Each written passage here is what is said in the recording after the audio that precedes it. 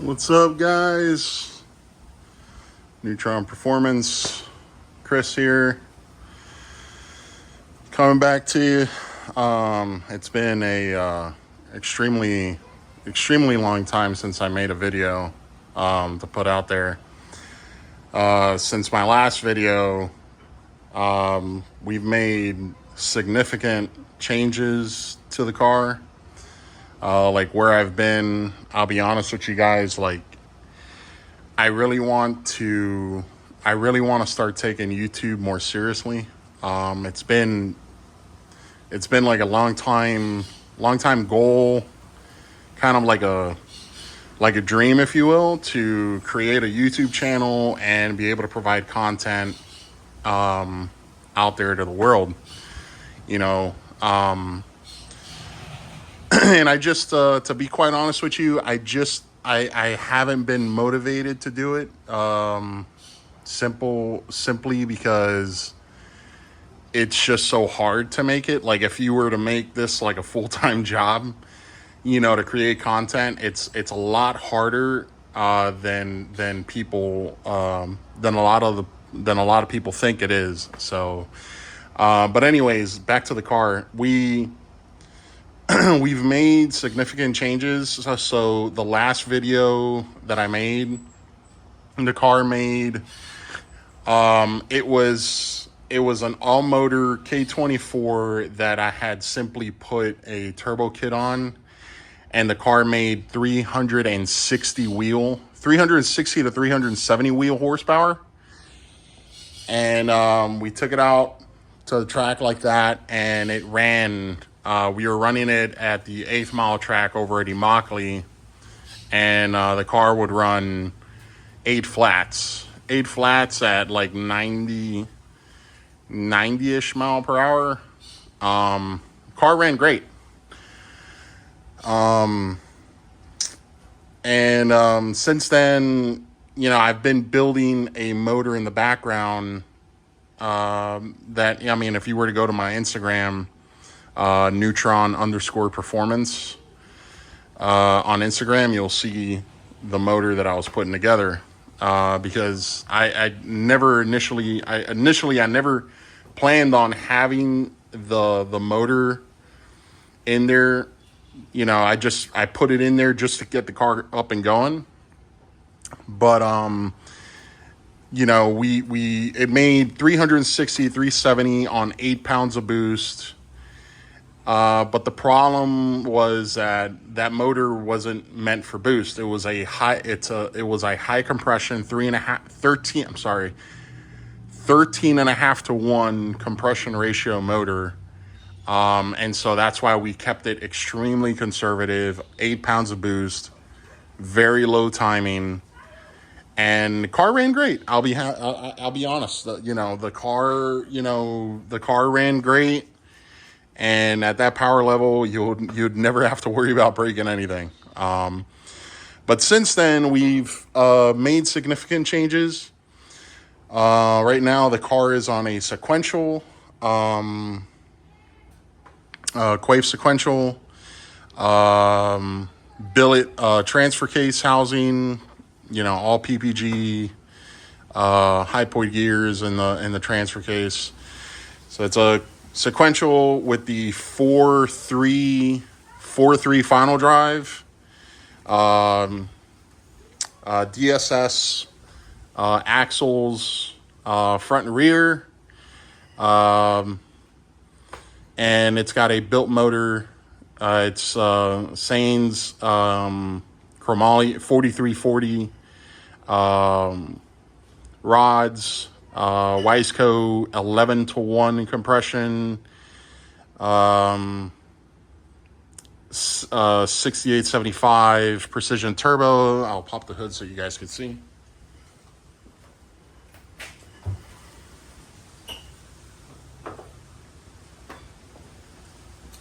So yeah, that's it.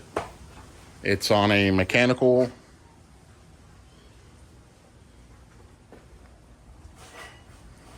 It's on a mechanical fuel pump setup.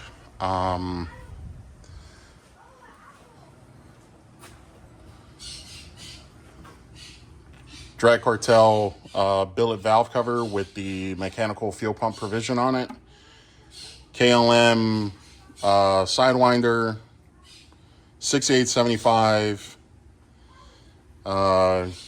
Gato billet side feed. Yeah, so we've made significant changes. We ran the car over at Orlando back in February. We ran the car, and the car ran. We had no traction. The car spun its butt off. It ran a 1034 with a 1.760 foot at 139 miles per hour, 139.8. So I'm basically calling it 140. So yeah, 1034 at 140, and the car really spun pretty bad. So right now we got it on a set of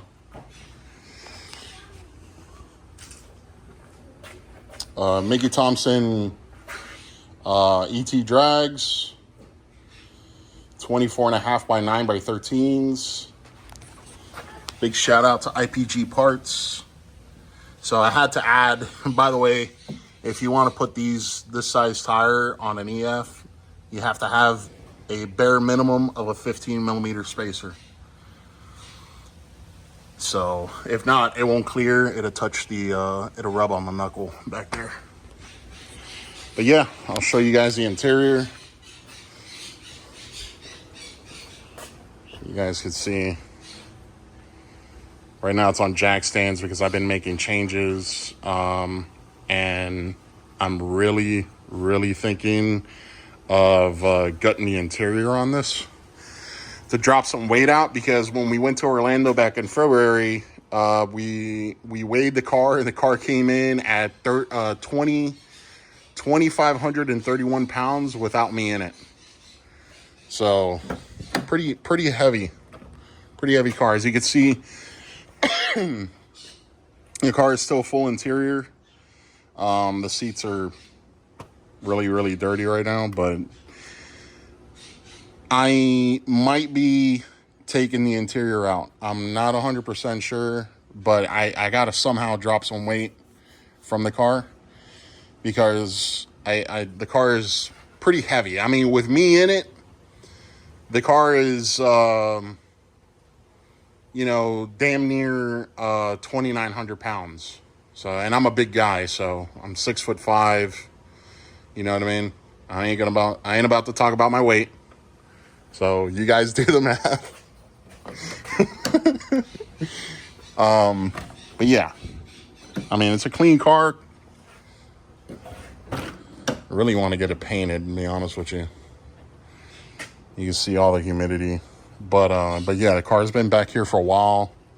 Car starts up just fine on the mechanical setup. But yeah, I'm thinking about gutting the interior, dropping some weight out of this car. I mean, easily, if I gutted this interior, I mean, if I took the passenger side seat out, the rear seat, all that, the door panels, the headliner, the carpet, I don't see why it wouldn't drop at least 150 pounds. I mean, these seats are really heavy, and I have a Kirky seat back there. It's been just chilling back there for like the longest time, and I want to put that in here because we're gonna need to put a cage in this car, because I'll tell you what I got planned for next year. As you can see, it's a Haltech IC7 dash. That's basically what you see when you're behind the wheel. That's my quaif shifter. I gotta make like a block off plate, because there's the hole underneath the shifter. You could basically see the drive shaft. So I gotta make some kind of plate for that. But the reason why I haven't done it yet is because I'm trying to see if S1 build comes out with, and they end up releasing their base plate that's made to bolt the quaif shifter to the exhaust tunnel, and it's got the provision for the handbrake, because I need a handbrake. Absolutely need a handbrake. The e-brake, when you're trying to stage, the e-brake is nice, but I mean, it's not the best in the world. So I gotta do something about that. So, but yeah, this is the setup, guys. Got 24s all the way around. You can see.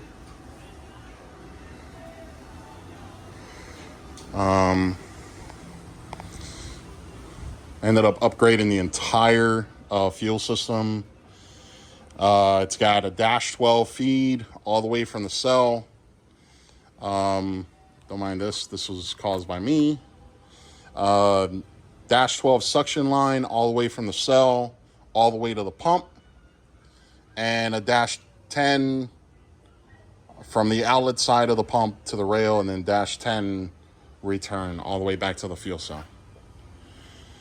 But yeah, guys, I just wanted to kind of give you guys an update on where I've been. I just kind of been working on the car in the background, really haven't taken any videos. I've been wanting to take videos and of the car for like the longest time, and I don't know, guys. I just haven't had the motivation to go ahead and make these videos.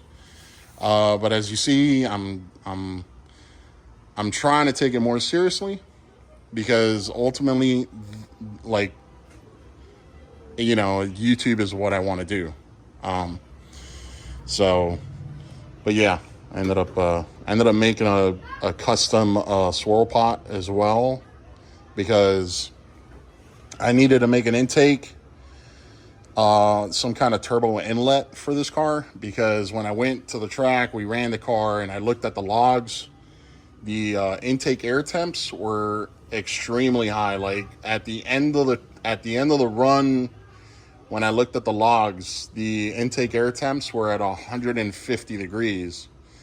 So it doesn't help, now that the car has a hood and you got a radiator. It's a full-size radiator directly in front of the turbo. And so I needed to do something to try to mitigate that. So the old style, the water neck for the K24, the filler neck itself came up literally right in front of the turbo. So I couldn't really do anything about that. So what I ended up doing is I ended up getting the T7 Designs water neck, and it has no filler on it. And I custom made with my handy dandy welder, and I custom made a swirl pot, and came out pretty sweet, guys. Came out pretty sweet. So fix that issue. But anyways, guys, let me get you back up here. See if I could slide you on here.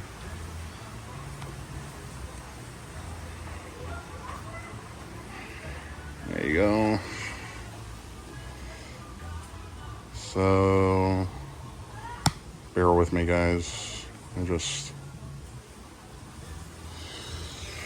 But yeah, guys, I just wanted to kind of give you guys an update on where I've been. I'm gonna make an effort to make videos whenever possible, just to kind of give you guys, an update on the car, and we have big plans for next year. Next year, I plan on going with a sleeve block, and